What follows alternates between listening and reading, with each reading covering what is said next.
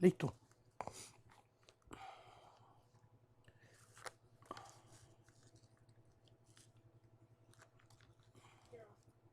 Gloria a Dios. Buenas noches a todos. Que Dios les bendiga. Aquí estamos en la clase de hoy, el Seminario Teológico Práctico. Un curso de 3 años. Ya vamos por 1 año y medio y un poco más. Este curso lo toman estudiantes. Hace poco que empecé a dar este curso por los medios masivos, porque aunque muchos me lo habían pedido, siempre me gustaba dar la clase directamente con los estudiantes en clase. En otras palabras, personalmente. Y por años, 30 años, así lo hice. Y ahora en esta situación del virus, Dios nos ha movido a hacerlo de esta forma. Estamos alcanzando cientos de personas, mucho más de lo que estábamos alcanzando antes. Muchos hermanos que nos escriben. Es más, que en la clase que tenemos hoy, si usted tiene sus preguntas, por favor escríbalas. Estamos pendientes. Aquí tenemos al hermano Raúl, a la hermana Maggie. A ver, ¿pueden decir un hi desde allá? Hi. Aquí están ellos trabajando y anotando y siendo una ayuda tremenda para mi vida y para este ministerio. Así que usted puede mandar sus preguntas y al final de la clase se la voy a tratar de contestar. Hoy voy a tratar de dar los últimos 3 mandamientos. He estado dando cada clase de 1 hora y media. Cada mandamiento uno por uno. Usted los puede buscar en Google, en YouTube, en Facebook, bajo mi pared o mi perfil. Todas estas clases ahí están y muchas más. Y hoy voy a tratar de terminar con los últimos 3 mandamientos, el 8º, el 9º y el 10º. No hurtarás, no hablarás falso testimonio, no codiciarás. Y vamos a tratar de explicarlos en una sola clase, porque quiero regresar al tabernáculo. Las clases de los 10 mandamientos ha venido a raíz de que estamos enseñando el tabernáculo. Y dentro del tabernáculo estaba el arca de Dios y dentro del arca estaban las tablas de los mandamientos. Entonces estamos enseñando todo lo que estaba dentro de ese tabernáculo y enseñando estos 10 mandamientos que estaban dentro del arca de Dios. Pero vamos a regresar con la ayuda del Señor para la próxima clase a lo que es el tabernáculo. Y vamos a seguir hablando de lo que estaba dentro del arca. Así que habían 3 cosas dentro del arca. La primera era las tablas de los 10 mandamientos, que es lo que hemos estado enseñando. Lo segundo es que había una vasija con el maná, con el pan que había caído del cielo. Para la próxima clase, de ahí vamos a tratar de enseñar ahí cómo eso es un tipo de la palabra y es un tipo de Cristo. El pan que vino del cielo. Y luego estaba una vara que había sido un pedazo de madera seco, una vara, un bastón, donde se apoyaba el sumo sacerdote Aarón. Y esta vara seca, por años que llevaba seca, que era un bastón seco, pulido, preparado, artesonado para que una persona caminara sobre él, fue puesto dentro de este tabernáculo, dentro de este templo, donde los israelitas adoraban a Dios por 40 años, adoraron a Dios por 40 años, primero en el desierto y luego cuando entraron a la tierra, por muchos años adoraban en la ciudad de Silo. Pusieron este tabernáculo y allí iban a adorar a Dios. Entonces esta vara seca fue puesta dentro del arca y reverdeció en un solo día, sin sol, sin agua, sin tierra, sin nada, reverdeció. Y echó hojas y echó flores y echó almendros.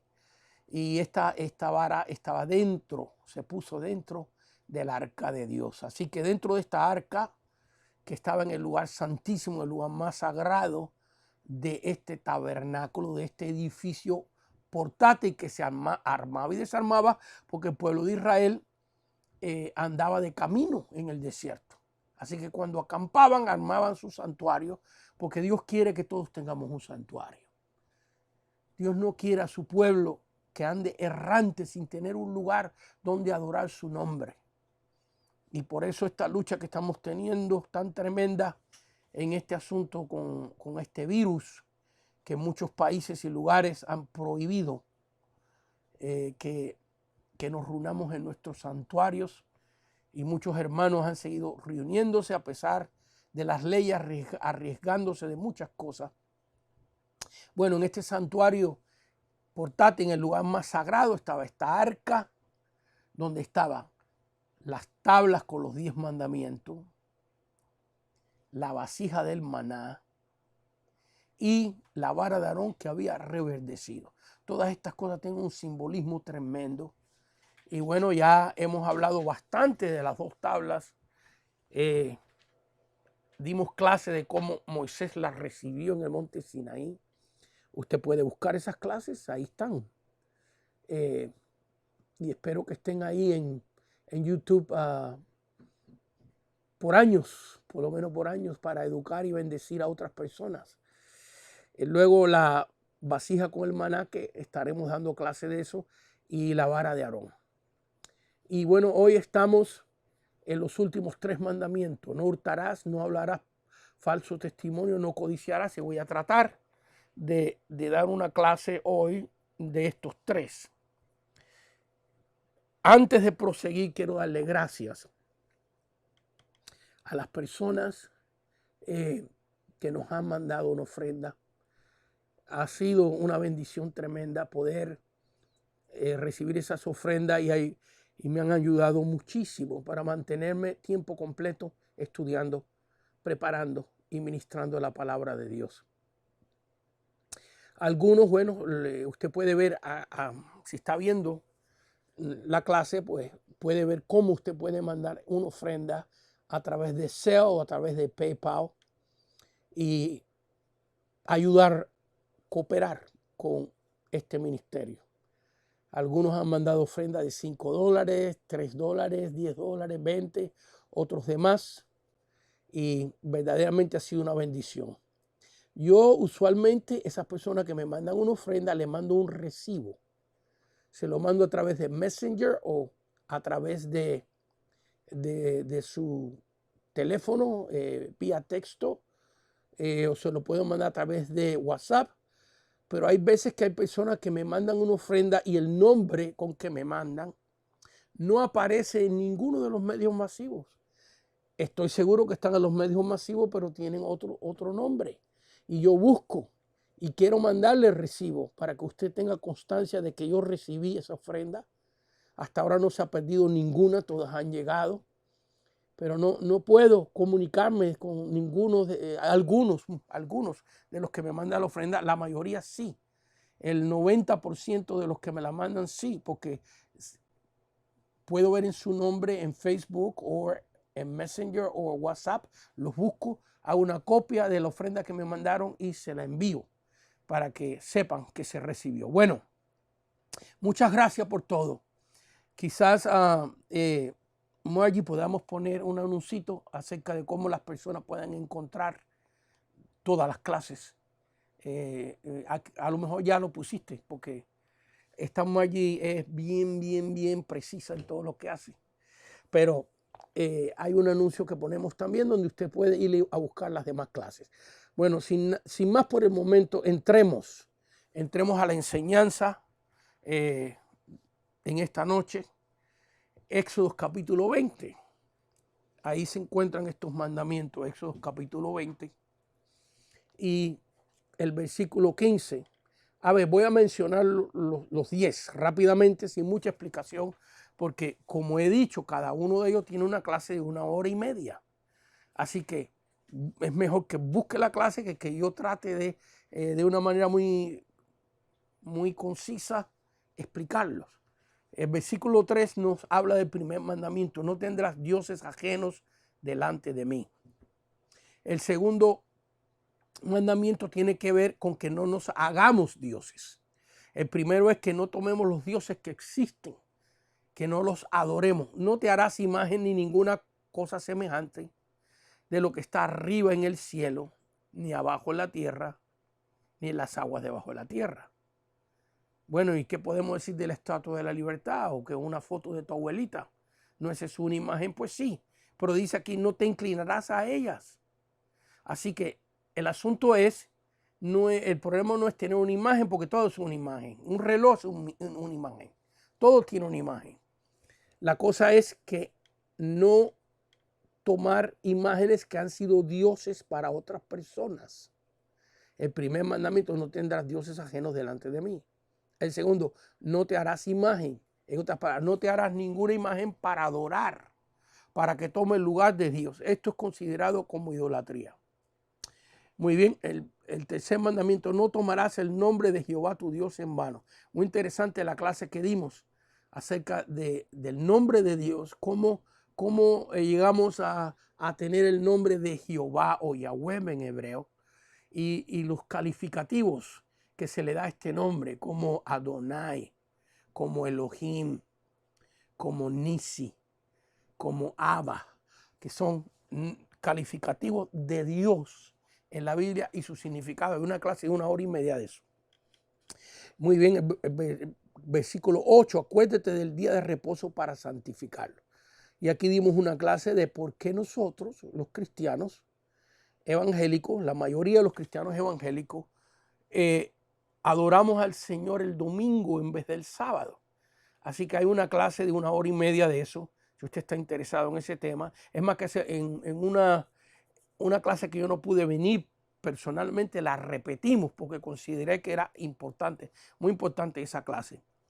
Así que ahí es el cuarto mandamiento. El quinto está en el versículo 12. Honra a tu padre y a tu madre para que tus días sean alargados en la tierra.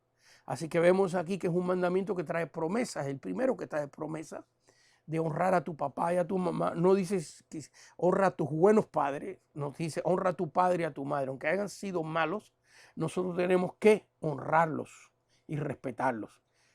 No matarás. El sexto mandamiento: no matarás. Entonces, ¿cómo es que David mató a Goliat? Con el respaldo de Dios. Y dimos una clase de eso, que este mandamiento hay que interpretarlo con el contexto de la Biblia, con lo demás que dice la Biblia. Y vemos que cuando David mató a Goliat y Dios lo ayudó para que lo matara, haciendo un milagro, que la piedra que él tirara se le clavara en la frente, porque si Dios fue el que hizo ese milagro. David no tenía habilidad para eso. Sin embargo, cuando David mandó matar a Urías, vino una sentencia sobre David. ¿Por qué? Porque el contexto de la Biblia, el resto de la Biblia nos enseña que no matar significa no asesinar. No asesinar. Bueno, busque la clase si está interesado. El séptimo mandamiento, que fue la última clase que dimos, es: no cometerás adulterio. Y hablamos bastante de eso. Ahora, el octavo: no hurtarás. El noveno: no hablarás contra tu prójimo falso testimonio. El décimo mandamiento: no codiciarás la casa de tu prójimo, no codiciarás la mujer de tu prójimo, ni su siervo, ni su criada, ni su buey, ni su asno, ni cosa alguna de tu prójimo.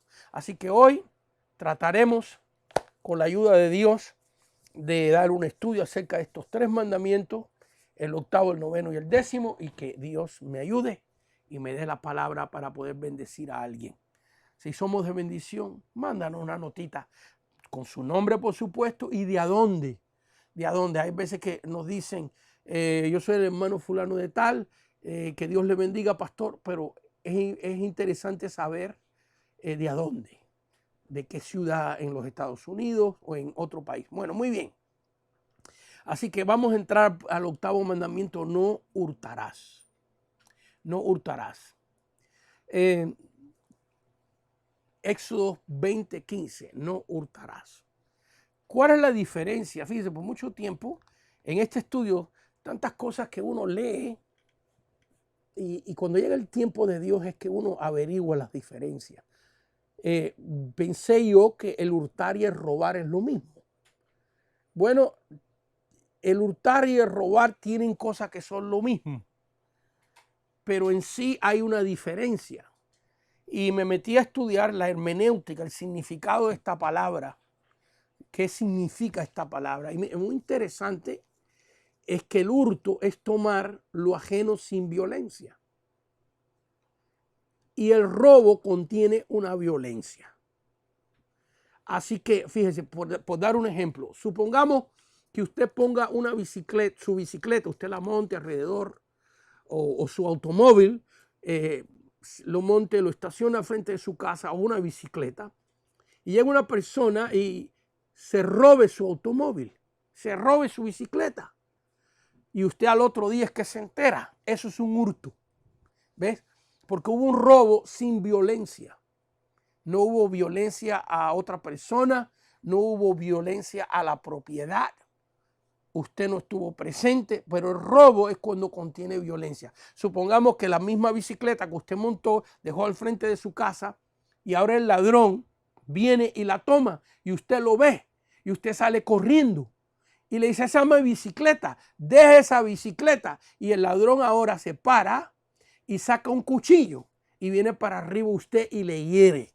Ve, ya ha habido una violencia, por ese ya es un robo, ya no es un hurto. Así que esa es la diferencia de robo y de hurto, muy interesante.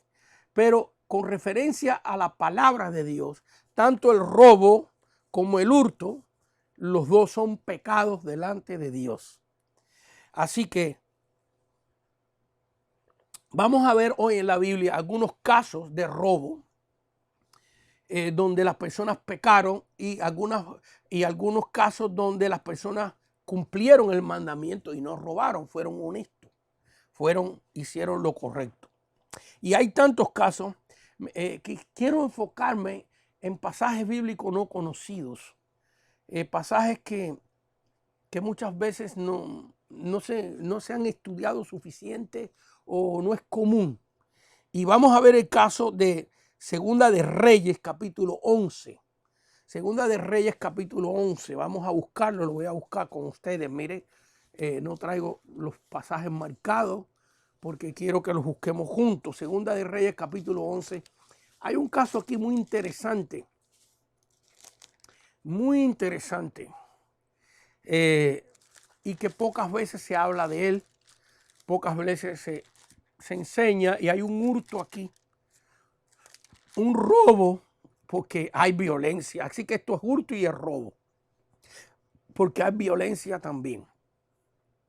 Aquí estamos en el año más o menos 850 antes de Cristo aproximadamente. Si lo quiere exacto, es el año 884 antes de Cristo. Y aquí vemos un personaje que aparece en la Biblia. Una mujer llamada Atalia. Atalia, no Talía, como la artista, sino Atalia. Dice: cuando Atalia, madre de Ocosías, vio que su hijo era muerto, se levantó y destruyó toda la descendencia real. Déjame hablar un poquito de esta mujer, que se habla poquito de ella de la Biblia. Es la hija de posiblemente las dos personas más pecadoras, más traicioneras que la Biblia nos menciona. Estamos hablando del rey de Israel. Fíjense, ya para esta fecha, el país israelita está dividido en dos reinos. Está dividido en el reino del sur, el reino de Judá, que es donde está Atalia siendo reina, y está dividido en el norte, en 10 tribus, 10 familias. El país o la nación israelita estaba compuesta de 12 familias, 12 tribus. Y entonces hay 10 tribus al norte que se han hecho una división y se hicieron un país y pusieron reyes que no venían del linaje de la tribu de Judá, de la familia de los reyes que Dios escogió. En el sur está el reino de Judá. Y ahí David desciende de la tribu de Judá o de la familia de Judá. Y los reyes del sur, donde está el templo, son el linaje que Dios escogió. Ahora, ¿de dónde salió esta Atalia? Increíblemente, cómo Satanás se infiltra en lo divino. Cómo Satanás, la mejor estrategia que tiene para destruir lo divino es infiltrarse. En el reino del norte hay un rey llamado Acab. A-C-A-B, Acab. Este hombre no viene de la tribu de Judá, no viene del linaje escogido. Él es el rey de las 10 tribus del norte. Y se casa con una princesa de Siria, de Sidón, para ser más exacto, que se llama Jezabel. Yo creo que todo cristiano, toda persona que estudia las escrituras, sabe que Jezabel es la figura que personaliza al mismo demonio. Vaya, es una bruja maldita que adoraba al dios Baal, que persiguió a los profetas de Dios y los mató. No los persiguió, no, los perseguía y los mataba. Al punto que en los tiempos de Elías llegó a pensar que él era el único profeta que había quedado en toda la tierra de Israel y que Jezabel había matado a todos los profetas que existían. Era una mujer bruja, idólatra, espiritista. Era Satanás encarnado, Jezabel. Y Acab era igual y manipulado por ella. Los demonios que esta mujer tenía habían posesionado la mente del rey de Israel. Y Acab y Jezabel tuvieron un engendro tan satánico como ellos mismos eran. ¿Quién usted cree que fue ese engendro? Atalia. Atalia. Esta Atalia que está ahora de reina en Judá, donde se supone que esté el linaje de a donde va a nacer Cristo. Recuérdense que en Génesis capítulo 49, que eso también dimos una clase de eso, vemos que Jacob bendice a su cuarto hijo Judá y le da una profecía que de él va a nacer el Cristo. Y de ese linaje de Judá viene el rey David. Y de ese linaje de Judá es que hay la profecía que de ese linaje, de esa sangre, tiene que nacer el Cristo. Y ahora, ¿qué acontece? Uno de los reyes de Judá se casa con Atalia. Logró Satanás infiltrarse en la misma cabecera del reino. ¿Y qué hizo Atalia? Atalia, cuando su hijo Ocosías murió en batalla, mire lo que dice aquí en Segunda de Reyes, capítulo 11. Ahora ella es reina, fíjese, la hija de Jezabel y Acab. Los dos engendros del mismo demonio engendraron a esta Atalia. Me cuesta trabajo de hablar de una manera, espero que no suene como que estoy enojado, pero me cuesta trabajo hablar de una manera pacífica de estos personajes, porque son verdaderamente personas posesionadas por altos rangos diabólicos. Vaya, no estaban posesionados con cualquier diablito. Esta gente hacía a Adolfo Hitler lucir como un niñito de un picnic. Esta Atalia, quizás pueda yo en la clase de hoy hablar un poco, a ver si Dios me lo permite, de las cosas que hizo Acab y Jezabel. Y esta Atalia, que era hija de ellos mismos, ahora el rey de Judá, me imagino afectado por el mismo diablo también, comete el súper error con todas las mujeres que se podía casar, de casarse con la hija de Acab y Jezabel y meter ese linaje diabólico dentro de la línea sanguínea de Judá, donde iba a nacer el Cristo. Claro que este es un plan maestro de Satanás para destruir el linaje de Judá, porque Jesús, el Cristo, cuando usted lee la genealogía del Señor en Mateo capítulo 1 y en el libro de Lucas capítulo 3, usted se fija que viene del linaje de Judá. Usted se fija que David tiene dos hijos, Salomón y Natán. Y José, el esposo de María, desciende de Salomón, Salomón hijo de David, David descendiente del linaje de Judá. Y María desciende, de acuerdo a Lucas capítulo 3, la genealogía que encontramos ahí, desciende del otro hijo de David llamado Natán. Pero aquí vemos la infiltración de una persona que quiere destruir ese linaje. Porque si destruye ese linaje real, Cristo no puede nacer. Así como Herodes mandó a matar a los niños de Belén, así como Faraón mandó a matar a los niños en Egipto, y Dios hizo un milagro y se salvó Moisés, y Dios hizo un milagro y José y María tomaron al Señor cuando era un niño chiquitito, antes que viniera la matanza en Belén, y salieron para Egipto, y allá vivieron en Egipto un tiempo hasta que Herodes murió. Aquí acontece algo muy pocas veces predicado, muy pocas veces enseñado, pero aquí en este pasaje se estaba jugando tu salvación. Hago una pausa porque es importante que esto se asiente, porque este es un pasaje que muy poquitas veces se enseña. Pero aquí en este pasaje se estaba jugando que yo estuviera sentado aquí hoy para enseñar la palabra de Dios. En este pasaje se estaba jugando de que Cristo naciera y que muriera por nuestros pecados. Y mírelo acá. Y yo solo puedo leer unos pocos versículos y explicar un poquito de esto, pero les doy de tarea, por favor, Segunda de Reyes capítulo 11, y lea también la descripción de esta mujer y de esto que estamos hablando en Segunda de Crónicas capítulo 22. Segunda de Crónicas capítulo 22, del versículo 10 en adelante. Mire lo que hizo este engendro satánico.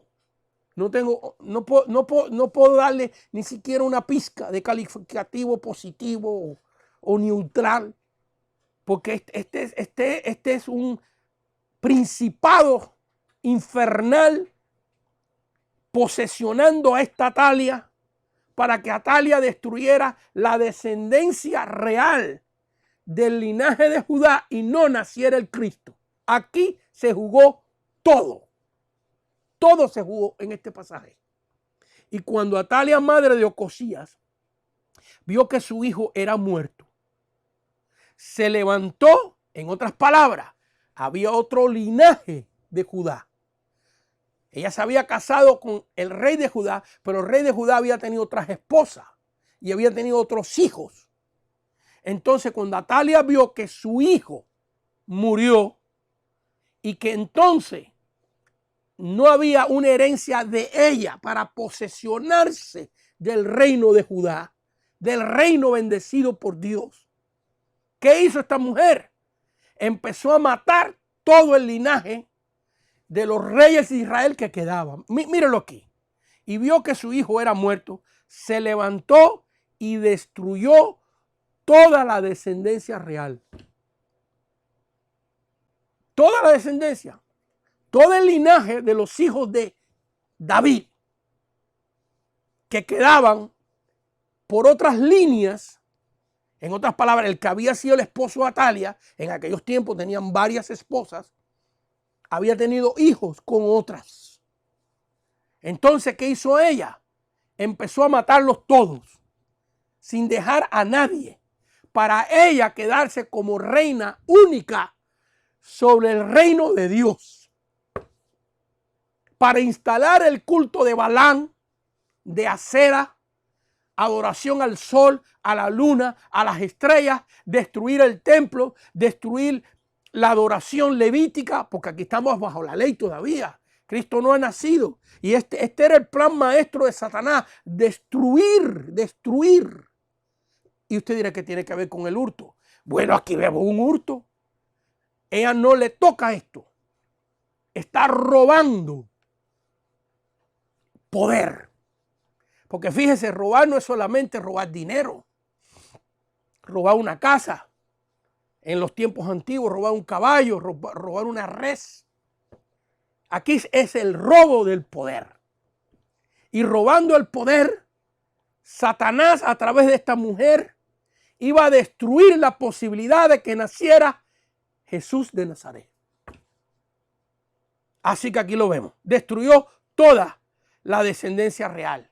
Si la Biblia terminara ahí, nosotros no supiéramos qué pasó. Pero acontece un milagro. Así como a Moisés, que lo pusieron en una canastita y lo echaron en el delta del río Nilo. Quizás, si me permiten hablar un poquitito de eso. ¿Ve? Donde pusieron a Moisés en la canasta, en la arquilla, es donde el río Nilo desemboca. Es el delta del río Nilo, el final, donde el río Nilo viene con toda su corriente para entrar al mar Mediterráneo. Vaya, en otras palabras, que la mamá de Moisés, que ya no lo pudo esconder más, porque había una orden, igualito que aquí, mire, igualito que aquí, una orden de matar a todo niño. ¿Por qué? Porque Faraón sabía que vendría un libertador, había oído de las profecías de que se iba a levantar un libertador en este pueblo. Así como Herodes sabía que iban a ser un Cristo. Entonces la mamá no lo pudo esconder más y lo pone en una arquilla. Y esa arquilla va por ahí, por donde viene todo el río con su fuerza. Pero Dios de antemano había puesto en el corazón de la hija de Faraón venir al río a bañarse. Mire para allá. En el palacio del Faraón han encontrado lo menos 10 piscinas.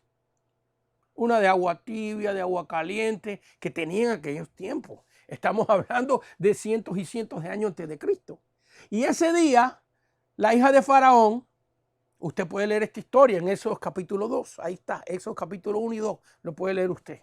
¿Ve? Se le antoja a la princesa que tenían piscinas de leche. ¿Ve? Así como hay productos que usted va para el cutis, etc. Bueno, las princesas en el palacio de Faraón se daban baños de leche de cabra. Tenían piscinas pequeñas donde se zambuían para su cutis, para su piel. Se le antoja ir al río y llega al río exactamente en el momento que la pequeña canastilla, la pequeña arca de Moisés está pasando por ahí. Casualidad, ¿verdad? No, mi hermano, ahí Dios calculó matemáticamente hasta la velocidad como caminaba la hija de Faraón para ir al río.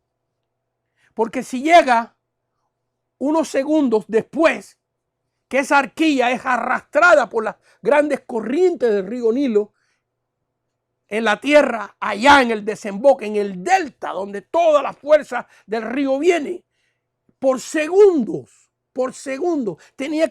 Dios tuvo que calcular la hora que ella sintió el deseo, el tiempo que tomó en arreglarse, la velocidad de sus pasos, para llegar y juntarse precisamente en el instante que la canasta o la arquilla de Moisés está pasando por ahí.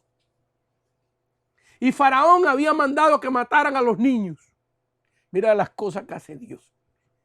Ahora le va a tocar al mismo Faraón criarlo. Bendito sea el nombre del Señor. Él quería matar al libertador, acabar con el libertador. Y Dios dijo, mira, te lo voy a meter en el palacio, lo vas a criar, lo vas a agarrar así chiquitito y le vas a dar la pacha, le vas a dar la botellita de leche. Así hizo Dios. Y la hija de Faraón oyó al niño llorar. Pero si esto era común. Todos los días las hebreas tenían que tirar al río a sus babies. Todos los días se veía en la orilla del río cientos de niñitos muertos, ahogados. ¿Cómo es posible que la hija de Faraón, que es la primera que tiene que obedecer la ley del rey, ¿Cómo es posible que ahora ella oiga el niño? Y dice la Biblia que cuando lo vio, su corazón fue conmovido a misericordia. ¿Quién hizo eso? Si esto era una cosa costumbre, si ella sabía que todos los días morían muchos niños allí, ¿cómo es posible que va a sentir compasión? Ah, porque ahí está la mano de Dios, ¿ves? Es un milagro para salvar al instrumento de Dios. Bueno, Atalia se robó. ¿Ve? No hurtarás, no robarás. Aquí, usualmente cuando vemos en robar, yo quería traer un pasaje que ilustrara que robo no es nada más tomar la propiedad física de una persona. Que robo es tomar la identidad de una persona, el crédito de otra persona. Las cosas, el valor de las cosas que las otras personas han hecho. Es triste, porque yo he tenido que ver esto en el ministerio. Quizás estas cosas no se deban de decir porque hay gente que a lo mejor me está viendo que recién se han entregado al Señor y tienen un concepto de que en la obra de Dios todo el mundo es buena gente. Todo el mundo cumple los 10 mandamientos al pie de la letra. Pero déjame decirte que así como Atalia fue infiltrada dentro de la obra de Dios, dentro de la cabeza, dentro del reino, para destruir la simiente real de a donde iba a nacer el Cristo. Asimismo, Satanás todavía hoy mete gente dentro de la obra de Dios. Y yo he tenido que ver con mis propios ojos, con el dolor de mi alma y de mi corazón, como gente que no ha trabajado, que no ha luchado por algo, ha entrado al ministerio y se ha apoderado del trabajo, del esfuerzo de otra persona. Lo he visto y es difícil de entender. Si usted está comenzando los caminos del Señor y ve cosas y usted dice, esto me cuesta mucho trabajo entenderlo. Déjeme decirle que llevo 40 y pico años en este caminar con Dios y hay cosas que me cuestan trabajo entenderlas. Pero también he aprendido que los misterios pertenecen a Dios y que las cosas hay que dejárselas a Dios y que Dios es el que juzga todo a su tiempo. Todo a su tiempo. Aquí vemos el robo de una posición, de un reino, el robo de poder, el robo de autoridad. Aquí vemos una persona totalmente posesionada con una obsesión de poder que no le importa a quién mata, no le importa a quién elimina. ¿Cuánta gente hemos visto sin el mundo? ¿Por qué cómo es posible cuando vemos los documentales, por ejemplo, de la Segunda Guerra Mundial y toda la gente que murieron en los campos de concentración, el pueblo hebreo? Pero el pueblo hebreo no fueron los únicos, también los gitanos. Y también muchas otras gente que para entrar ahí, ¿para qué entrar ahí? Por dar un ejemplo. Y veíamos a esos soldados alemanes, gente educada. Porque en aquellos tiempos el nivel de educación más elevado que había en el mundo lo tenían los alemanes. Gente educada. Se ven estos documentales que cuando esta gente estaban 7 horas, 8 horas, 10 horas, quemando, echando cuerpos, algunas veces todavía vivos, dentro de los hornos. Metiendo mujeres, niños en la cámara de gases para que murieran. Y después vemos en documentales como esa misma gente se veía en su casa jugando con el perrito, jugando con los hijos. Vaya, porque cuando uno ve los cuadros de la atrocidad, del robo de vida, ¿ves? Esto robándole la vida a otra persona, dejándolos que se mueran de hambre, que eran esqueletos. Y cuando uno ve eso, uno piensa que esta gente echan humo por los oídos. Esta gente, uno piensa que esta gente tiene los ojos colorados y tiene cuernos y son los mismos demonios. Pero sin embargo, las mismas personas, los documentales nos las muestran en su vida cotidiana. En su casa sentada en la mesa con sus hijos, con su familia comiendo, jugando con el perrito. Después que habían asesinado cientos y cientos de personas en un día, en un solo día. ¿Cómo se hace esto? Bueno, eso se hace porque hay una posesión, un engendro de demonio. No hay otra explicación. No existe otra explicación con las atrocidades que hemos visto en la historia. Lo que hacía Atila el Uno. Lo que hace nuestros propios países en las guerras, las matazones. Satanás está metido en todo esto. Y aquí vemos a una mujer. Y cuando Atalia, madre de Ocosías, vio que su hijo era muerto, se levantó y destruyó toda la descendencia real. Y ahora aquí viene el milagro en el versículo 2. Pero Josaba, hija del rey Joram, para que el rey Joram tuvo otras esposas aparte de Atalia. Y con esas esposas, el rey Joram, que ya había muerto, quedaba Atalia y Ocosías su hijo. Y cuando ella vio que mataron a su hijo, bueno, su hijo murió en guerra. Me tomaría mucho rato explicar esa parte, pero cuando ella vio que murió su descendencia para apoderarse del reino, empezó a matar a todos los que calificaban para ese lugar, para llegar a ser rey. Pero Josaba, hija del rey Joram, hermana de Ocosías, tomó a Joás, en otras palabras, hermana media, hija de padre pero no de madre. Tomó a Joás, hermano medio de Ocosías, hijo de Joram, su papá, pero no hijo de Atalia. Tomó a Joás, hijo de Ocosías, y lo sacó furtivamente. Esta palabra es importantísima. O sea, fíjese, tomó a Joás, hijo de Ocosías, y lo sacó furtivamente de entre los hijos del rey, a quienes estaban matando. A los hijos del rey los estaban matando. Así que cuenta la historia hebrea, porque acá se nos da pocos detalles, y en Segunda de Crónicas nos da un poquito más de detalle. Segunda de Crónicas, capítulo 22, versículo del 10 en adelante, usted lo puede leer, que Atalia tenía una línea con toda la descendencia de la tribu real de Judá. Todo el linaje de David que quedaba. Y que ese pasillo, protegido por soldados, iba a parar en un patio. Y en ese patio, cada vez que entraba uno de los descendientes de la tribu de Judá, futuro heredero del rey, del reino, había soldados con espadas y a machetazos, a tajazos, los mataban. Cuentan los libros de historia judíos. Josefo, el historiador judío, habla un poquito de esto. Por ahí otros libros que había ya un montón, una pila, una cantidad de cadáveres en el patio. Y en esta línea, mientras que iban uno por uno a morir, Josaba abrió una de las puertas del pasillo, porque dice aquí furtivamente. Y la palabra furtivamente es una palabra compuesta, fíjense. Furtivamente. Fuerza y mente.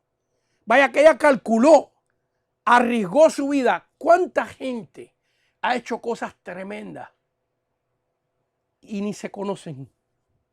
Fíjense que esta muchacha arriesgó su vida, porque ella también es descendiente del linaje real, ¿ves?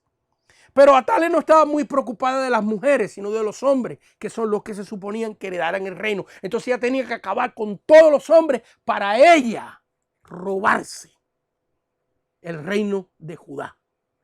Y dice aquí que furtivamente, de una manera con fuerza, dice, de entre los hijos del rey, a quienes estaban matando. Así que cuando estaba en esta línea, esta muchacha abrió esta puerta y tomó a la señora que cuidaba al niño y al niño lo metió por un cuarto. El único que escapó. ¿Usted está entendiendo la magnitud de esto? Sobre este niño Joás reposa todas las promesas desde el libro de Génesis hasta aquí.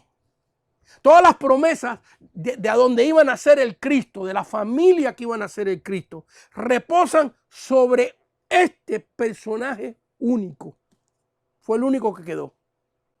Tomó a Joás, hijo de Ocosías, y lo sacó furtivamente de entre los hijos del rey, a quienes estaban matando, y lo ocultó de Atalia, a él y a su ama, en la cámara de dormir, y de esta forma no lo mataron.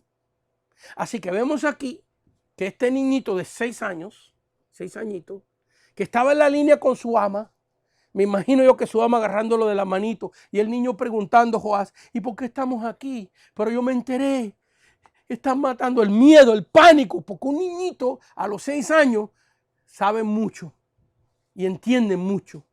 Qué pánico, qué momento más horrible.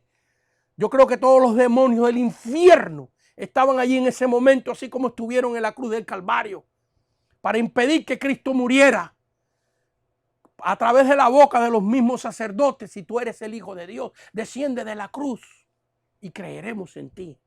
Qué bueno que el Señor no le hizo caso, porque fue su muerte en la cruz la que pagó por nosotros. Y aquí todos los demonios del infierno deben haber estado concentrados en este momento de la historia donde se estaba jugando en este personaje la salvación de la raza humana. El Pentecostés, el bautismo y la llenura del Espíritu Santo se estaba jugando aquí. El nacimiento virginal de Cristo en el vientre de María se estaba jugando aquí. Y vemos aquí que la acción de una persona, una héroe, Josaba, se arriesgó. Y Dios la usó abriendo una puerta y tomando a esta señora, empujándola dentro del cuarto juntamente con el niño para salvarle la vida. Porque Atalia estaba para robar el reino. Y en el versículo 13 vemos que guardan a este niño, lo guardan por años. Y dice el versículo 12, perdón, era un bebito. Yo estoy diciendo los 6 años, me confundí. Es que lo escondieron 6 años. Corrijo ese error, dispénseme. Era un bebito cargado por su ama, por la mujer que lo cuidaba. Y entonces lo esconden por 6 años. Eso quiere decir, cuando sale tenía 7, así que tenía 1 añito. Era un niñito de 1 añito. Y dícele, llegó un momento que lo escondieron por 6 años. Y el versículo 12 dice, sacando luego Joiada es el sumo sacerdote, al hijo del rey, le puso la corona. A los 7 años lo sacan. Lo sacan públicamente. Tomó 6 años de preparación. Preparar un grupo secretamente, fieles, con mucho cuidado, porque Atalia le cortaba la cabeza a cualquiera rapidito. Y Atalia reinó por esos 6 años sobre el reino de Dios. Y digo el reino de Dios porque fue el Señor el que escogió a David. Samuel lo ungió con un cuerno de aceite sagrado y lo escogió como rey. Y Natán le dio la profecía a David que de él vendría el Cristo. Que no era una profecía nueva. Natán solamente está ratificando lo que los demás profetas anteriores habían profetizado sobre este linaje de la tribu, de la familia de Judá. Y aquí vemos que después de cuidarlo, hay una preparación. Y entonces el sumo sacerdote, Joiada, en el versículo 12, sacando luego Joiada al hijo del rey, le puso la corona y el testimonio y le hicieron rey ungiéndole. Y batiendo las manos dijeron, ¡viva el rey! El único descendiente, porque Atalia, yo sé que lo he dicho muchas veces, pero que se grabe esto. Imagínense llegar a un punto de la historia donde una sola persona, sobre esa persona reposa la salvación del mundo. Porque si este niño perece, no quedaba nadie del linaje profetizado de a donde vendría el Cristo. Cristo no podía nacer de cualquier familia judía. No podía nacer de la familia de Leví, de la familia de los sacerdotes. No podía nacer de la familia de Efraín, ni de Manasés, ni de Dan, de ninguna otra familia. Tenía que nacer solamente de la tribu de Judá. Y aquí estamos en el punto donde hay una sola persona salvado por un milagro y por el valor de una persona y un milagro. Y ahora lo sacan después de haberlo escondido 6 años. El niñito tenía 1 añito. Y oyendo a Atalia el estruendo del pueblo, ahora la bruja esta, oyendo a Atalia el estruendo del pueblo, que corría, entró al pueblo en el templo de Jehová. Así que vemos que esto está aconteciendo dentro del templo. Se está ungiendo al rey, un niñito de 7 años, en el templo. Y cuando miró, y he aquí, el rey estaba junto a la columna, conforme a la costumbre, y los príncipes y los trompeteros junto al rey, y todo el pueblo del país se regocijaba y tocaban las trompetas. Entonces Atalia, rasgando sus vestidos, clamó a voz en cuello: traición, traición. Yo no sé, cuando yo leo esto, la sangre me hierve, verdaderamente. Porque a qué nivel de estupor, de ceguera, ¿qué terminología puedo? Ayúdenme ustedes. Estoy seguro que alguien que me está oyendo es más perito, más conocedor del lenguaje castellano que yo. ¿Qué se puede decir al nivel de ceguera? Que la traidora es ella. Fíjense cuántos casos he visto yo de una persona que ellos son los que hacen el mal, que ellos son los que han hecho la ofensa. Sin embargo, no hay manera que recapaciten, no hay manera que confiese su pecado, sino que sigue aferrado a echarle la culpa al otro. Traición, traición, cuando ella era la traidora. Cuando ella sabía muy bien. Traición, traición. Después que fue una asesina que mató a gente inocente por su robo. No hurtarás es el mandamiento. Y aquí vemos este caso a nivel supremo de robo, de identidad, de poder, de todo, de la vida de otra persona. Y resulta ser que ella es la ofendida. ¿Cuántos casos he visto yo así? Pero la Biblia dice que cuando ella entró al templo, el pueblo se regocijaba por ver al rey. Y dice que ella rasgó sus vestidos y clamó a voz en cuello, a voz alta: traición, traición. ¡Qué espectáculo! Bueno, en el libro de Crónicas, segundo de Crónicas 22, la Biblia dice que la sacaron fuera del templo y la mataron fuera por allá, por un pasillo. Allí mataron a Atalia y el juicio de sus acciones por fin cayó sobre su cabeza. Pero así yo me imagino que Satanás, cuando Jesús murió en la cruz, los demonios pensaban que todo se había acabado. Por lo menos había gente que pensaba que todo se había acabado. Pero cuando Jesús resucitó, vaya, aquí vemos una tipología de una resurrección. En otras palabras, un niño que se suponía que muriera, no murió y terminó siendo rey.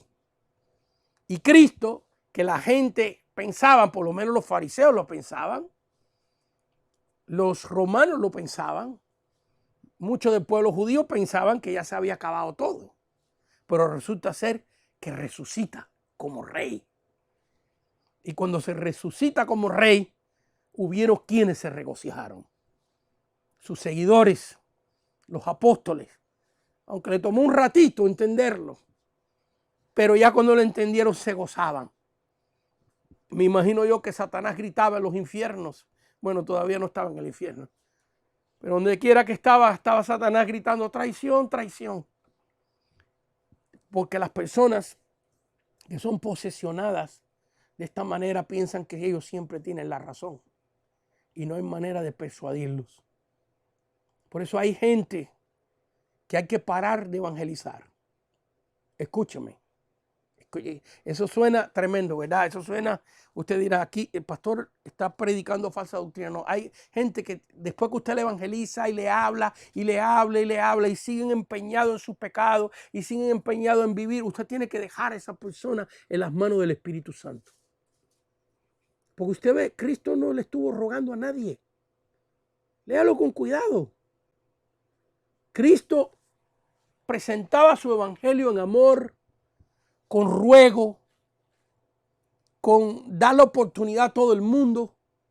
Pero cuando una persona despreciaba el evangelio y no quería más, porque mira, Pedro negó al Señor, pero el Señor lo fue a buscar.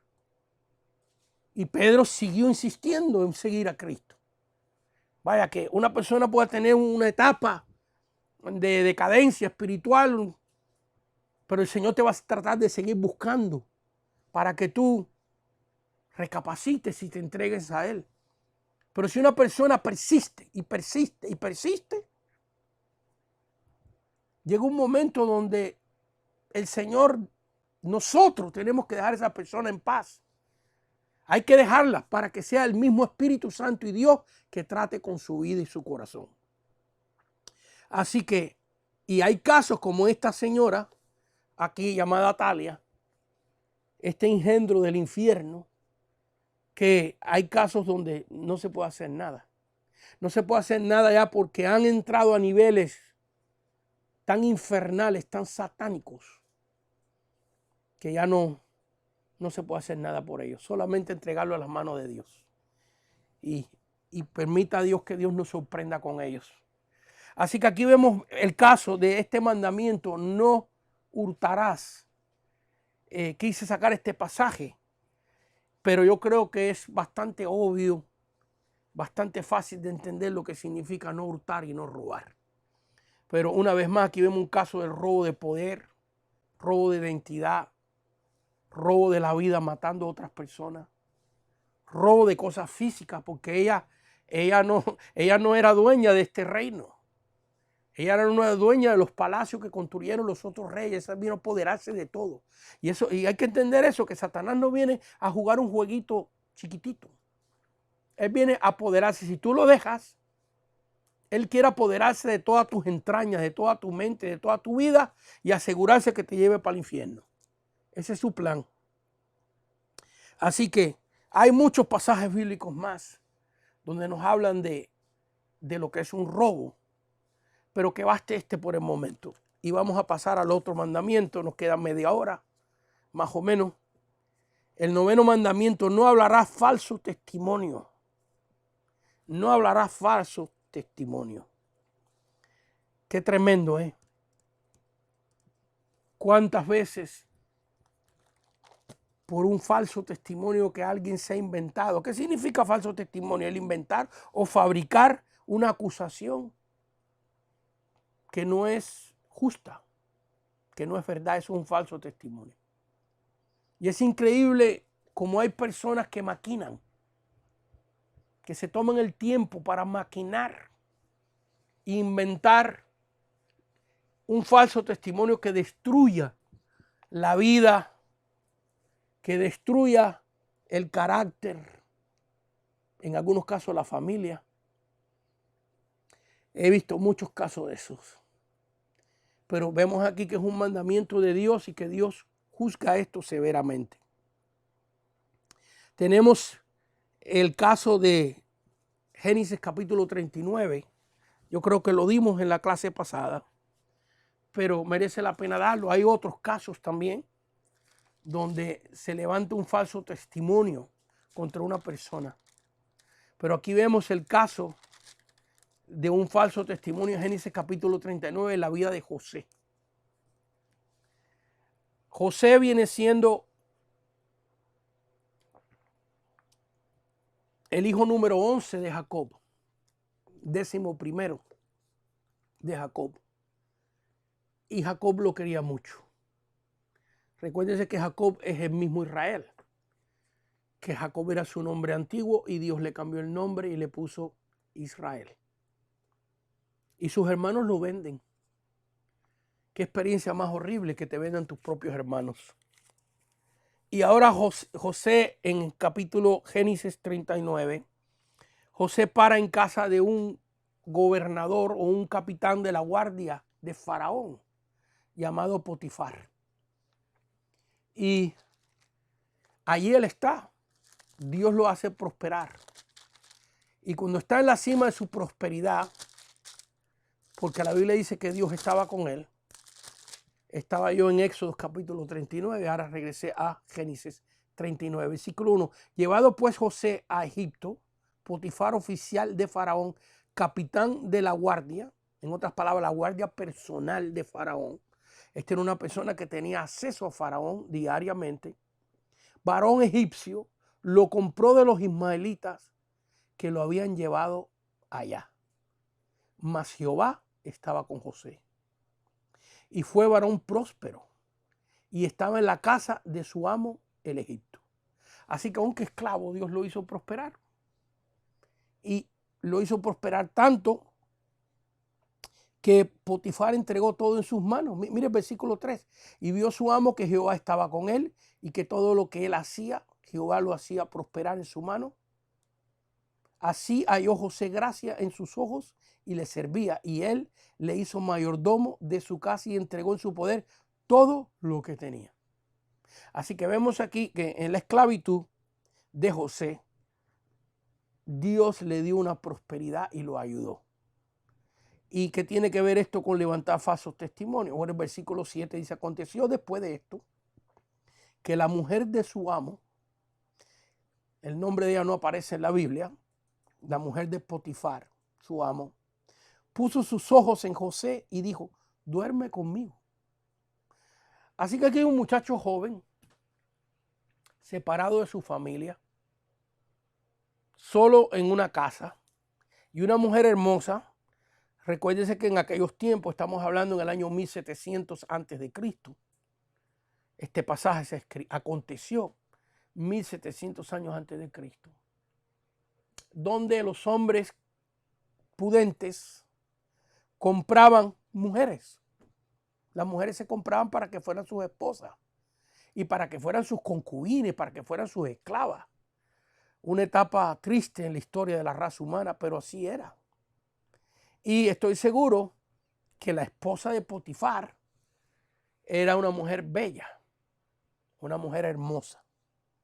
Y es aquí ella la que está invitando a José. Dice la Biblia que José era hermoso, su semblante, versículo 6, y dejó todo lo que tenía en su mano de José. Potifar dejó todo, y con él no se preocupaba de cosa alguna, sino del pan que comía. Y era José de hermoso semblante y de bella presencia. Así que un tipazo, un galán era José. Y aconteció después de esto que la mujer de su amo, Potifar ocupado, haciendo su trabajo, y José hermoso y bello todos los días en la casa, y esta mujer viéndolo. Aconteció después de esto que la mujer de su amo puso sus ojos en José y dijo, duerme conmigo. Versículo 7. Y él no quiso. Y dijo a la mujer de su amo, he aquí que mi señor no se preocupa conmigo, de lo que hay en la casa y ha puesto en mi mano todo lo que tiene. No hay otro mayor que yo en esta casa y ninguna cosa me ha reservado sino a ti, por cuanto tú eres su mujer. ¿Cómo pues haría yo este gran mal y pecaría contra Dios? Y ahí está el principio principal. Principio principal, qué repetición, ¿verdad? Ahí está lo principal. Que José pensaba que este era un daño contra su amo, pero sobre todo que era un pecado contra Dios. Y pecaría contra Dios. Ese era el fundamento que hacía que José no cayera en este gran mal. ¿Y qué tiene que ver esto con que no levantar falsos testimonios contra su prójimo? Bueno, aquí viene, en el resto de la historia viene esta situación. Y dice la Biblia, en el versículo 10, Génesis 39, 10, hablando ella a José cada día y él no escuchándola, él para acostarse al lado de ella, para estar con ella. Porque fíjate que la tentación de Satanás no para. Si Satanás nos tentara una vez y nos dejara tranquilos. Pero aquí vemos en esta mujer una representación, una tipología, una espiritualización de lo que le hace el enemigo. Después que José le dice que no, dice la Biblia que ella insistía, hablando ella a José cada día. Le decía, qué bonito tú estás, yo quiero estar contigo, mira, nadie se va a enterar, esto va a ser una cosa entre tú y yo, endulzándole el oído, tratándolo de hacer caer cada día. Qué ilustración tan tremenda de lo que hace el enemigo con nosotros. Ve, que la tentación que el enemigo te pone un día, si parara, pues sería más fácil este caminar. Pero nosotros tenemos que mostrarle a Dios nuestra fidelidad cada día, cada momento. Y Satanás siempre sigue tentándonos con las mismas cosas o con otras cosas nuevas. Pero la cosa es que no para. Siempre la tentación está delante de nosotros y siempre nosotros tenemos que optar, usar nuestro libre albedrío con la ayuda de Dios. Porque tu libre albedrío sin la ayuda de Dios vas a perder la guerra siempre con el enemigo. Siempre el enemigo te va a derrotar, siempre el pecado te va a derrotar si solamente es cuestión de voluntad tuya, de tu libre albedrío. El libre albedrío, para que tenga poder, tiene que ser fortalecido o inyectado del poder de Dios para que tenga éxito. El yo decirle que no a la tentación, el yo decirle que no al pecado, es mi libre albedrío, una decisión personal mía, pero sujeta a la fuerza de Dios. Señor, ayúdame. Porque mucha gente piensa que nosotros los pastores el diablo no los tienta. Y cuando un pastor cae en pecado, como lo he visto yo, se asombra la gente. Mira, pastor, no debe ser. Debemos ser fieles a Dios. Pero si tú eres un cristiano que cae en pecado, ¿qué te asombra? ¿Por qué te asombras? Si el enemigo nos anda acechando día y noche. Y solamente con el poder de Dios podemos vencer eso. Por eso la Biblia nos da un escape. Por eso la Biblia dice, si alguno hubiera pecado, el apóstol Juan en su epístola, en su primer capítulo, en el versículo 8 y 9, por ahí está. Primera de Juan, capítulo 1, 8 y 9. Si alguno hubiere pecado, abogado tiene con el Padre, Jesucristo el justo, el cual es fiel y justo para perdonar nuestros pecados. Él se incluye, el apóstol Juan se incluye nuestros pecados y librarnos, se vuelve a incluir de todo mal. En otras palabras, él mismo está diciendo, el apóstol Juan está diciendo que él tiene también pecados y que tiene que estar recurriendo a Dios para que Dios lo perdone. Él, léalo usted con sus propios ojos. En primera de Juan, capítulo 1, versículos 8 y 9, si no me equivoco, ahí está. En otras palabras, Dios nos da un escape, una salida, porque conoce nuestra naturaleza vendida al pecado. David pecó y Abraham pecó. Y José, que estamos leyendo aquí, que fue tan fiel, también hizo de las suyas. También lo hizo. Y Pedro y todos, por cuanto todos pecaron, están destituidos de la gloria de Dios. ¿Sabes lo que son todos? Jeremías, Isaías, Salomón, todos.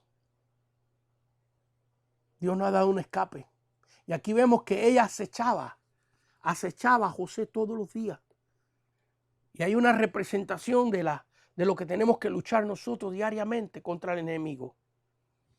Y dice, hablando, versículo 10, Génesis 39, 10, hablando ella a José cada día y no escuchándola él para acostarse al lado de ella, para estar con ella. Fíjense cuántas veces repite esto la Biblia como para que quede claro. En otras palabras, que ella lo que quería era tener intimidad, pecado sexual con José. Aconteció en el versículo 11 que entró él un día en casa para hacer su oficio y no había nadie de los de casa allí. Yo estoy seguro que ella, porque el que quiere pecar así tan insistentemente prepara hasta el ambiente del pecado. Estoy seguro que ella despidió a los demás siervos para que José ahí dijera, bueno, estamos solitos. Y ella le dijera, papacito, mi vida, ven, si nadie nos va a ver. Porque Satanás siempre te pinta el cuadro del pecado de lo más hermoso. Hace muchos años prediqué un mensaje con relación al pecado de esta manera, a ver si me recuerdo. El pecado siempre te lleva más lejos de lo que tú pensabas ir. Te lo repito. Primer punto, el pecado siempre te lleva más lejos de lo que tú pensabas ir. Segundo punto, el pecado siempre te cuesta más caro de lo que tú pensabas pagar. El pecado siempre te cuesta más caro de lo que tú empezabas a pagar. Y tercer punto, y el pecado siempre te retiene más tiempo de lo que tú pensabas quedarte. ¿Ves? Siempre, ella, mira, la casa solita. Pues eso fue una preparación de ella para que José cayera en la trampa, lo que ella estaba preparando. Y aconteció que entró él un día en la casa para hacer su oficio y no había nadie de los de la casa allí. Y ella asió de su ropa, diciendo, duerme conmigo. ¿Ves? Ahora se convierte en un acto violento, físico, una violación. Una violación. Tú eres esclavo y tú tienes que hacer aquí lo que yo diga. Duerme conmigo. Entonces él dejó su ropa en las manos de ella y huyó. Huyó quiere decir que salió corriendo. Y huyó y salió. Qué tremendo ejemplo. Qué tremendo ejemplo de cómo evadir el pecado. Dice que salió huyendo. Que salió huyendo. Tremendo esto. Así debemos ver nosotros las situaciones de pecado y huirle. Irnos en otra dirección para evitar de caer en esa tentación que el enemigo nos está poniendo. Cuando ella vio que le había dejado su ropa en sus manos y había huido fuera, se sintió muy ofendida, tanto desprecio, siendo ella una mujer tan hermosa. Estoy seguro que no es la primera vez que hacía esto. Estoy seguro que había engañado a su marido varias veces, porque con tanta insistencia. Entonces se sintió ofendida. Y dice la Biblia, y llamó a los de casa. Fíjense que no estaban lejos. Los sacó de allí para que la casa estuviera sola, preparando, me imagino que la velita, el aroma, se debe haber puesto la ropa más sexy. Ella dijo, con esta no se escapa nadie. Y dice, llamó a los de casa. Fíjense que estaban por allí, por allá afuera. Y les habló diciendo, mira, vengan, mirad, nos ha traído un hebreo. Mira, mi marido trajo a este hebreo aquí para que hiciese burla de nosotros.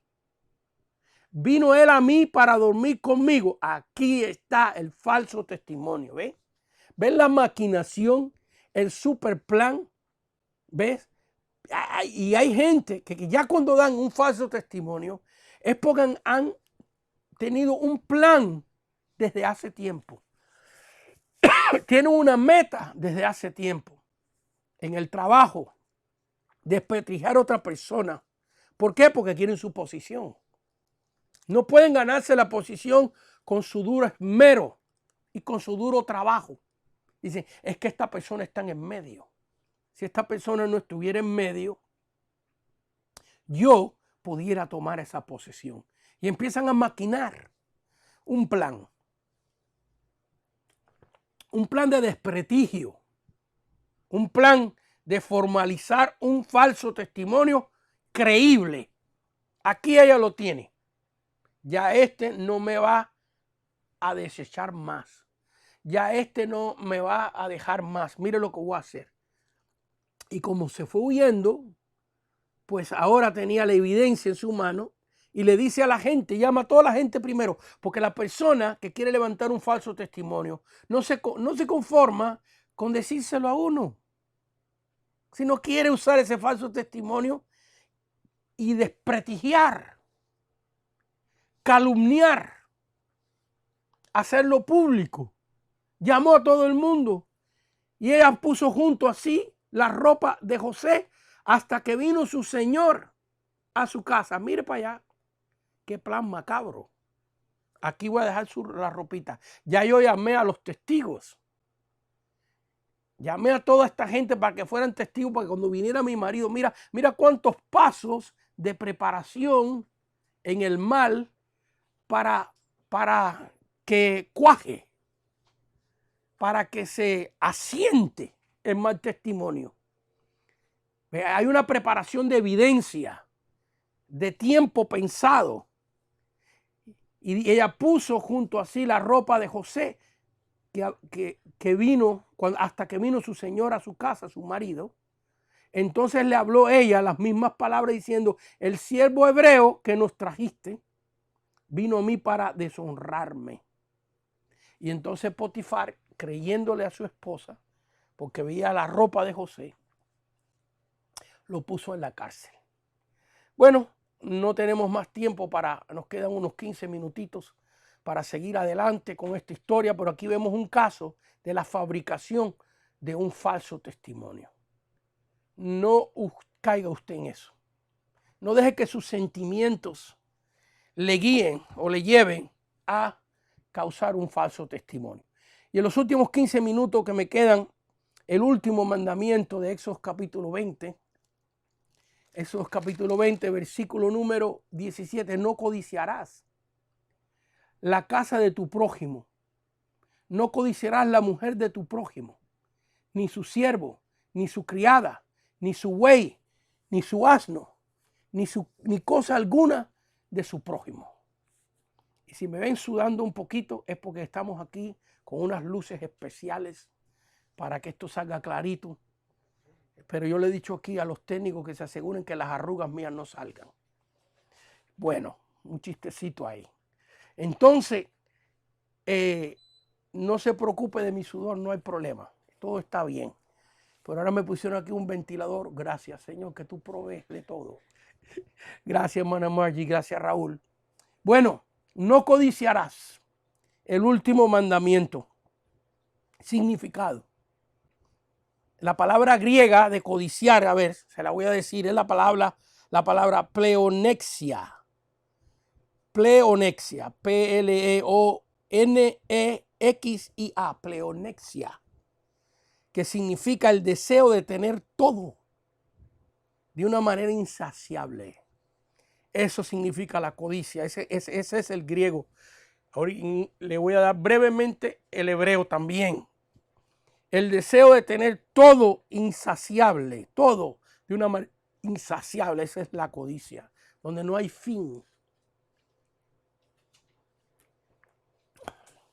El significado hebreo dice, es la palabra betza o betzá.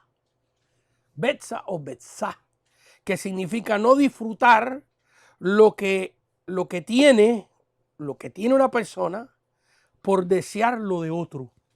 Qué tremendo está eso, ¿verdad? No codiciarás la casa de tu prójimo. No codiciarás la mujer de tu prójimo, ni su siervo, ni su criada, ni su buey, ni su asno, ni cosa alguna de su prójimo. En otras palabras, este mandamiento, el significado en hebreo, la palabra betzá, significa que una persona no puede disfrutar lo que tiene porque desea lo del otro. Eso es una definición muy tremenda de lo que es codiciar. Porque hay gente que no pueden simplemente disfrutar lo que tienen porque siempre hay una ambición de conquista. Bueno, yo creo que la palabra codicia quizás no sea una correcta, pero yo creo que en la vida siempre tenemos que aspirar a progresar. Pero el problema está cuando no podemos disfrutar lo que tenemos por esa ambición de tener lo otro. Y hay que saber aprovechar en la vida las cosas que Dios te ha dado, lo que tú tienes en ese momento. Porque, por ejemplo, si tú ves una persona que prospera, esa persona puede ser un ejemplo para ti. No es que tú quieras la prosperidad de él, es que tú quieres aprender. Ve, una cosa es tú ver la prosperidad de una persona y tú de medios chuecos y de medios injustos tratar de quitarle a esa persona, que eso viene siendo un robo porque es un acto violento de tomar lo que no es tuyo, pero también la codicia a eso lleva. La codicia eso lleva. Esto me trae lo que pasa con Acab y Jezabel. A ver si lo puedo tocar, aunque sea un pedacito. La codicia fue lo que los hizo a ellos matar a Nabot por un pedazo de tierra. De la Jezabel que hablamos y de la Acab que hablamos. Querían la heredad que estaba al lado de su palacio. La heredad de Nabot. Y cuando Nabot no se las quiso dar, Jezabel fabricó un grupo de personas con falso testimonio que acusaron a Nabot de blasfemia, acusaron a Nabot de crímenes y la gente del pueblo lo apedreó y lo mató para que Jezabel y Acab tomaran la heredad de Nabot. Por eso le costó la vida a los dos. Llegó el tiempo que pagaron, de tal manera que Jezabel se la comieron los perros. Murió y los perros se la comieron y quedó solo su esqueleto, sus manos y sus pies. Porque lo que tú siembras, eso también se recoge. Y si quiere esta historia de Acab y Jezabel está en Primera de Reyes capítulo 21. Primera de Reyes capítulo 21, léala cuando tenga tiempo. Así que vemos aquí que el significado de codiciar es querer lo que otro tiene, pero de maneras injustas. Porque si tú ves una persona que prospera y tú dices, ¿cómo esta persona logró esto? Y Dios te permite la bendición de que esa persona te enseñe o tú mirando, aprendiendo y te esfuerzas y trabajas y luchas. Capaz que Dios no te dé lo que Él tiene. Capaz que Dios te dé más de aquello que tuviste.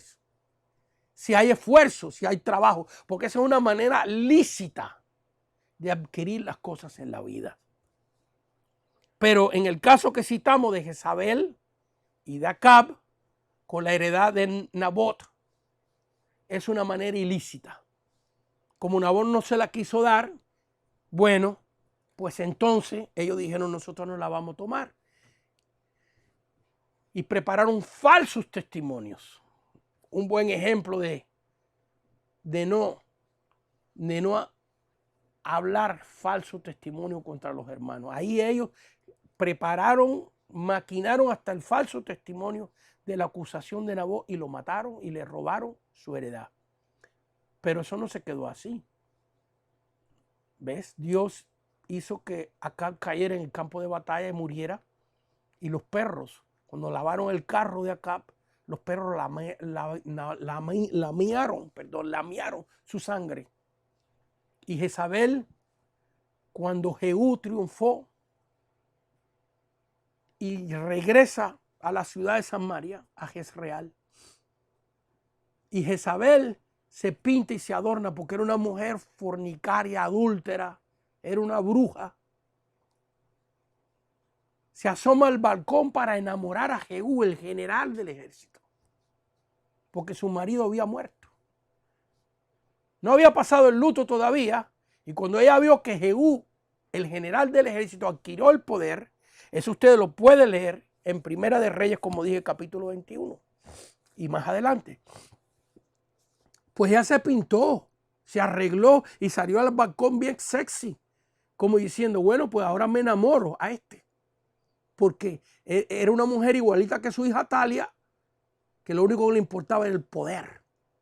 Pero Jehú era un hombre que Dios lo había mandado. Dios estaba con él. Y Jehú dijo, ¿quién está de parte de nosotros? Y dice la Biblia que se asomaron unos eunucos. Entonces Jehú dijo, tiren a esa maldita. Y la tiraron del balcón. Y cayó y se reventó en el piso. Y dice la Biblia que la sangre salpicó las patas de los caballos de Jehú y Jehú la pisoteó. Y después los perros vinieron y se la comieron. Y solamente quedó las palmas de las manos y los pies de Jezabel.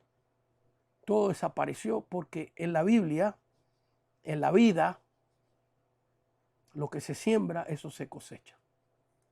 Y todo eso que hizo Jezabel y Acab, todo estuvo engendrado en la codicia, en querer adquirir lo de otra persona a costo de lo que sea. Así que la codicia no es que tú veas el ejemplo de una persona que tiene un negocio y tú digas, yo quiero tener un negocio así. Pero tú no se lo vas a robar. Tú no vas a usar medios para quitarle a él su negocio. O para que él se enferme o para que él le pase algo y te tenga que vender el negocio regalado. No. Tú vas a luchar, tú vas a trabajar, tú vas a aprender viendo lo que esa persona hizo. Porque la palabra lo dice, que Pablo le dijo a los creyentes, mirad lo que yo hago e imitar lo que yo hago en Cristo. Así como yo imito a Cristo, ustedes imiten lo que yo hago que he visto del Señor. Entonces, si tú te esfuerzas, tú trabajas, tú luchas, tú puedes levantar un negocio. A lo mejor no igual al que tú admiraste, porque una cosa es codicia y otra cosa es admiración. Sino Dios te bendiga y te dé uno mejor.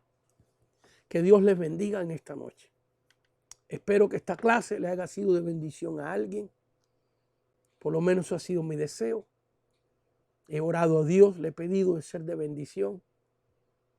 Así que terminamos con los 10 mandamientos. La próxima clase vamos a regresar al tabernáculo y vamos a estar estudiando el tabernáculo. Pero en esta noche, antes de terminar, quizás alguien que nos ha estado viendo ha sido tocado por Dios. Tú has sentido la presencia de Dios. Tú dices, yo quiero cumplir con Dios. Me siento débil. Mi deseo es hacer la voluntad de Dios, pero fracaso. Déjame decirte que eso me pasó a mí. Eso le pasa a todo ser humano. Porque para tú vencer en las cosas de Dios, tienes que tener a Cristo en tu vida. Él es el vencedor. Y si tú tienes al vencedor, tú vas a vencer. ¿Quieres tener a Cristo en tu vida? Te hago esta invitación. No es una invitación para que te comprometas con una religión, sino para que invites a Cristo. Cristo, el que murió por ti, lo invites a entrar a tu corazón. Por favor, yo voy a hacer una oración para que tú la repitas ahí en tu corazón con sinceridad. Una oración muy sencilla, es una invitación al Señor. Y si tú haces esta oración de sincero corazón, la Biblia dice, el Señor dijo que tú te convertirás en un hijo de Dios. Ya no solo una creación de Dios, sino un hijo de Dios. ¿Listo? Repite conmigo y di así. Señor Jesús, en este día confieso que soy un pecador. Díselo. Señor, confieso que soy un pecador, he pecado contra ti, Dios. Y te pido perdón por mis pecados. Señor, te invito a entrar en mi corazón. Entra en mi corazón, díselo. Lléname de tu Espíritu Santo. Gracias, Señor, porque tú moriste por mí en la cruz. Y en este momento te confieso como mi Dios y como mi Señor, en el nombre de Cristo Jesús. Amén, amén y amén. Y si usted ha hecho esta oración de sincero corazón, desde ahora por delante, usted es un hijo de Dios. Que Dios les bendiga. A ver ahora si tenemos algunas preguntas para contestarlas. Y si no, nos vemos el lunes que viene a las 8 de la noche, hora de Los Ángeles.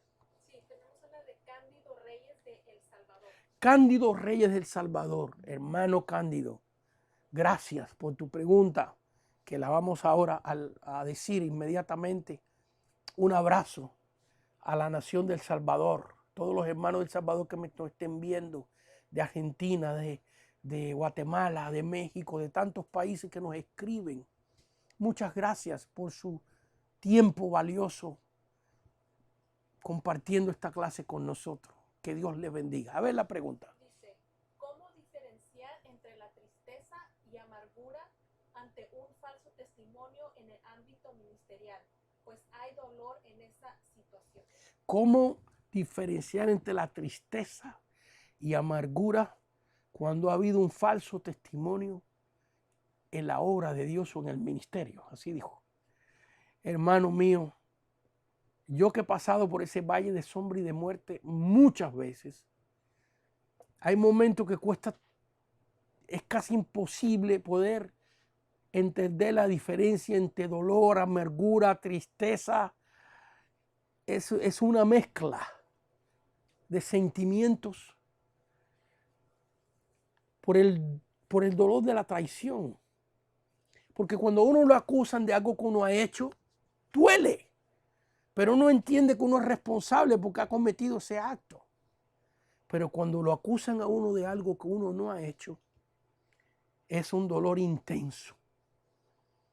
Y solo Dios puede pasar su bálsamo divino en tu alma y en tu corazón para mitigar esa tristeza y ese dolor. Así que si estás pasando por esto, que el Señor te ayude y te bendiga y tendrás nuestras oraciones. Señor, bendice a nuestro hermano o las personas involucradas en esta situación y darle fortalezas en el nombre de Cristo Jesús. Amén, amén y amén. Y bueno, hermano, así nos despedimos. Creo que es la única pregunta que hay en esta noche. Hasta la próxima clase, donde regresaremos con el estudio del tabernáculo. Vamos a seguir estudiando lo que está dentro del arca. El lunes a las 8 de la noche, de 8 a 9:30, 1 hora y media de clases. Que Dios le bendiga.